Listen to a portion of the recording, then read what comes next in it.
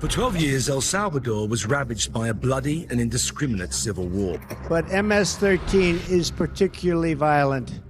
They don't like shooting people because it's too quick, it's too fast. Yeah, it's not the Mexican, Colombian, or Italian mafias who are the most brutal. You may be surprised to hear it's a Honduras and El Salvador gang called MS13, or Mara Salvatrucha. How did they grow from a tiny street gang into one of the world's most feared organized crime groups? And who are the terrifying hitmen behind this horror show? This is the full story of MS13 and its deadly hitmen. I know it said Honduras and El Salvador, but the MS13 gang actually began in the barrios of Los Angeles during the 1980s. You see, horrible civil war was ravaging El Salvador, and many of its inhabitants fled the bloodshed. It was in LA that El Salvador immigrants met other immigrants from Honduras, Guatemala, and Mexico. Soon, they formed a Mara Salvatrucha. Mara is slang for gang. Salva stands for El Salvador, and Trucha means street gang. What about the 13? Well, that's the position of the letter M in the alphabet, but the MS-13 was never a peaceful community of Hispanic immigrants, watching each other's backs. They soon got a reputation for extreme violence and machete murders. According to the FBI, the MS-13 gang has now spread to 46 states. Here's a dark twist. The MS-13 stays incredibly brutal by recruiting poor, vulnerable teens from backgrounds of petty crime and narcotics addiction. It's heartbreaking to think that many teens end up in places like MS-13 instead of getting the help and support they need to overcome their tough childhood. And to join the MS-13, no matter your age, you're required to be jumped in, aka subjected to a vicious 13-second beating. Then there's a getting wet, carrying out a crime, usually a murder for the gang. Sadly, it's very hard for MS-13 members to quit. They're branded for life with huge tattoos on their chest, and so if they ever flee, they can easily be found, identified, and killed. And you don't want to get killed by the MS-13. As the MS-13 expanded, it reached its home countries of El Salvador and Honduras. We're at the Central Criminal Courts for San Salvador. That's these buildings, and then over there behind us there's the morgue. And that's really the two ways out for an awful lot of gang members. They're either brought here and then go on to jail, or they're brought here dead. After the El Salvador Civil War ended, another war started between the MS-13 and the 18th Street Gang. And it was so violent that virtually no difference was felt from the Civil War. Ernesto Miranda, or Smokey. Smokey started out as a soldier in the bloody Civil War. Then he fled to Los Angeles, where he found himself in the middle of street gang wars. So he rallied fellow El Salvador immigrants and founded the MS-13. Smokey was one of the people who raised the MS-13 gang to international threat status, from drug trafficking to prostitution, weapons stealing, and murder. He did it all. Of course, this got the FBI's attention. In 2004, he was deported to El Salvador. Initially, it seemed like a clean slate for Smokey. He began studying law and started a family, with a young daughter living under his roof. Smokey even became preoccupied with keeping vulnerable teens out of the MS-13's hands. But age 38, Smokey was brutally killed, simply because he turned down an invitation to a fellow MS-13 member's prison release party. A senseless death explained only by the brutality he'd once imbued his sicarios with. Lenis Escobar is known as La Diablita, the Little Devil. But we'd be mistaken to associate every small woman with innocence and every burly, scruffy man with evil. In 2017, 5 boys posted themselves making gang signs on social media. They were just having a bit of drunken fun. They weren't part of any gang. But to the MS-13, this was a sign of rival gang members. They associated the boys with rivals and wanted them removed. Lenis was just a teenager when she started working for the MS-13 in Long Island. She was also the girlfriend of an MS-13 soldier, so she wanted to prove herself and do the initiation. Remember what that was? That's right, murdering someone for the gang. Lenis lured the boys to a park where several MS-13 members ambushed them.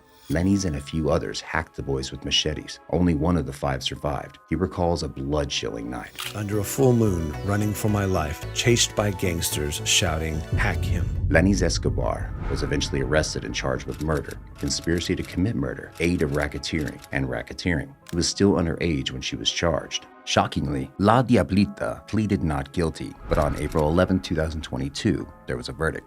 Right now at 5:30, a verdict today for a young woman accused of luring 4 men to their deaths at the hands of MS-13 gang members. Our hearts go out to the families of the victims. We know that the verdict does not erase the pain you wake up with every day. Lanise was found guilty of all charges. She will probably spend the rest of her life behind bars. But her family wants everyone to know Lanise is the classic MS-13 tragic story. She was a vulnerable teen groomed from an early age and pushed to do the unthinkable. She was a young girl who had a difficult life, not having a father, not having a mother, abused physically, mentally. It's sad to know that some of MS-13's deadliest hitmen, or women, come from terrible backgrounds where violence is all they knew. Just before Christmas Day 2004, the Honduran government was thinking about reintroducing the death penalty in a discussion about tightening the grip on gang violence.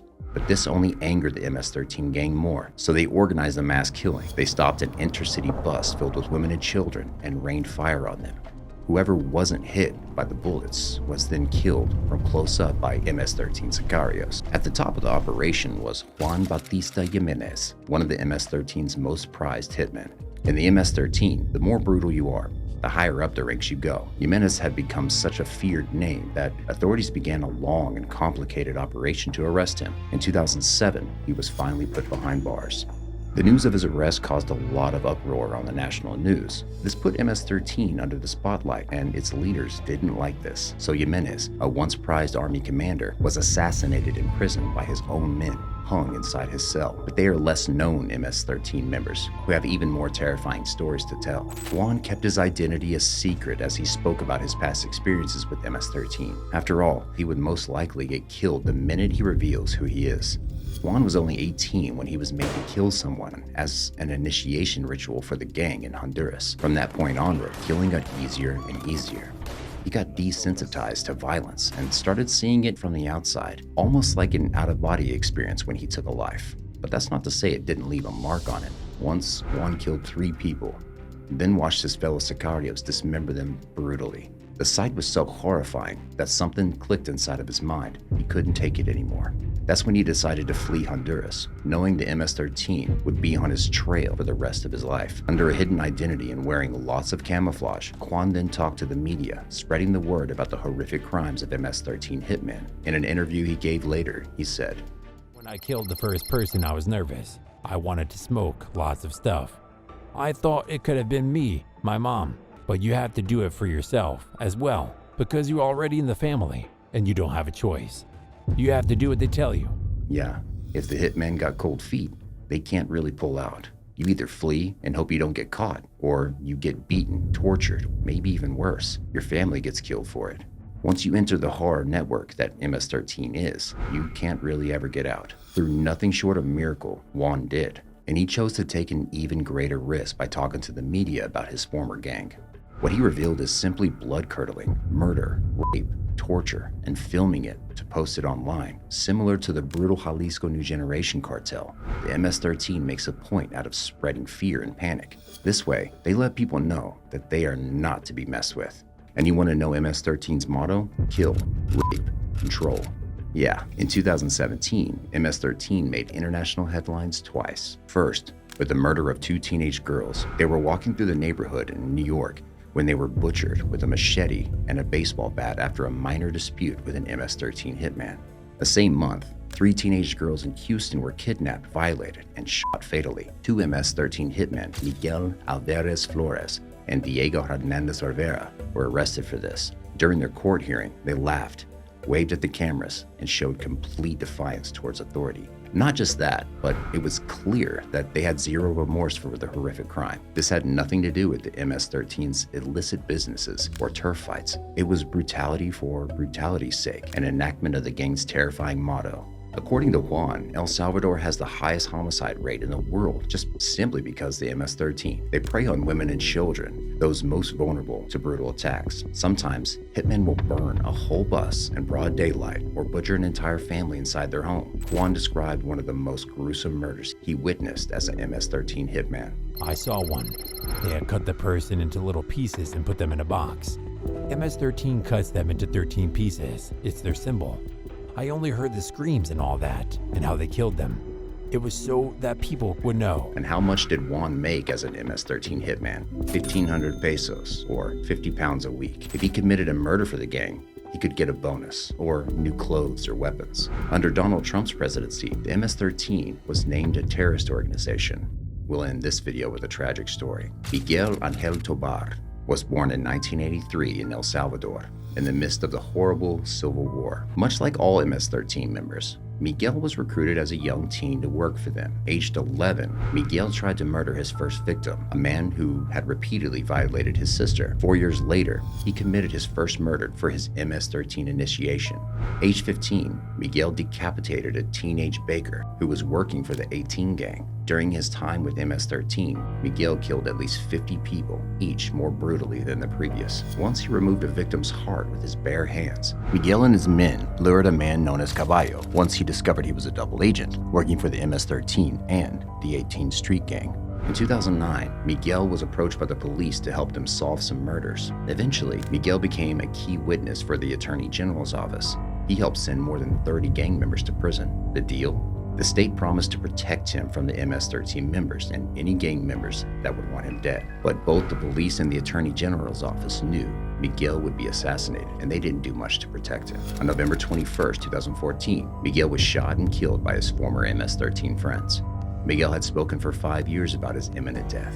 He was convinced someone would come for him soon. But when he told the authorities about this, they just said he was protected and he shouldn't worry. Was this an empty promise to a man they didn't think deserved protection? How many arrests could Miguel help with after killing 50 people or taking someone's heart out? Can an MS-13 hitman make up for his crimes? And just how guilty is a 15-year-old hitman taken from a vulnerable background and threatened into doing the unthinkable? What are your thoughts on the MS-13 gang?